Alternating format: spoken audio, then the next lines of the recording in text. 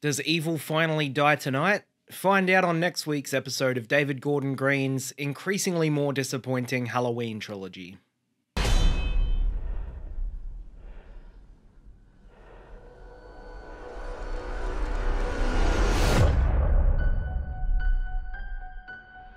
Halloween Ends is the highly anticipated kind of conclusion to David Gordon Green and Danny McBride's Halloween trilogy, which kicked off in 2018 with the simply titled Halloween, which I actually thought was a really great horror movie. I enjoyed it a lot. And then Kills came out and it was a bit of a letdown. And here we are, it ends. So I didn't have super high hopes for this one, but I was hoping they could maybe wrestle back some of the goodwill that they worked up with that first one. Now, we'll start this review by saying that I am no authority or expert on the Halloween series. I've seen the original and I've seen these new ones, and that's it. I haven't watched the whole franchise.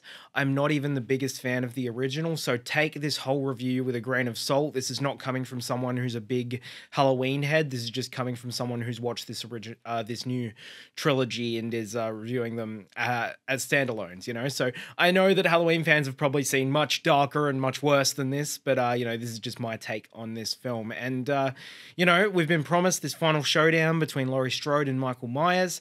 And do we get that? Kinda. I won't spoil what the film does, but this one takes things in a drastically different direction to the last one. And while I appreciate that they tried to do something different with this one, I just don't really like the way it was executed. But what we get here is, all I'll say is we focus on largely on a new character in this one named Corey Cunningham, played by actor Rohan Campbell, who I'd never heard of, but I really liked him in this. And the film takes on this sort of 1950s or 1980s style coming of age romance thing about this troubled young man. And I dug elements of it, and I almost think that if this wasn't a Halloween movie, this is actually a story that has merit and could have been a really interesting or fun throwback. But I guess what the film's doing never really gels together in any meaningful way for me. And I guess that's as deep as I'll go into plot details.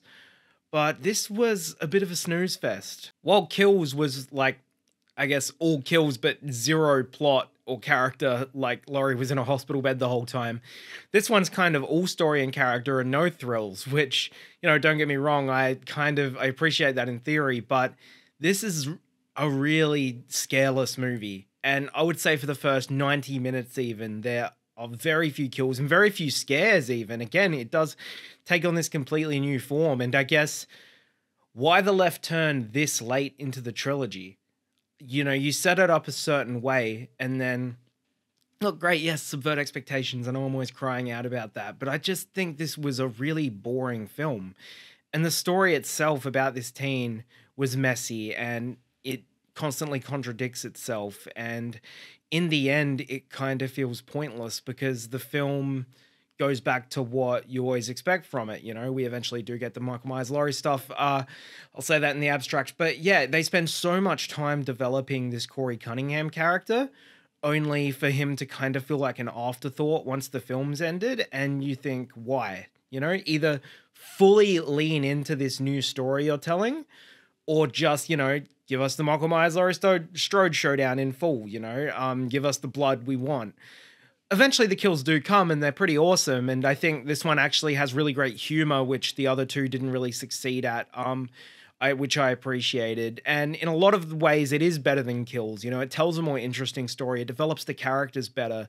You know, no one says evil dies tonight in this one, which is a big plus. But I almost think I like this one less though, just because it was such a chore to get through. Every time it threatened to really pull me in or get interesting, there would be another story choice that didn't work or just put me to sleep. And I kind of almost feel bad for trashing on a movie for trying to do something different. But, you know, it's not just about doing something different. It's about doing it in a way that fits the story you're telling, fits the characters, and, like, you know, makes sense and is consistent. And just this isn't. And I am glad some people are enjoying this. You know, it's a very weirdo sequel. And I get that. I just didn't have a good time with this one at all. And I felt that it didn't quite have the balls to fully commit to the left turn it took. And it was kind of just stuck in no man's land the whole time. So Halloween Ends, I'm going to give it a 3.5 out of 10. It's not one where I walked out like hating the film and thinking it's, a mean-spirited attempt at blah, blah, blah.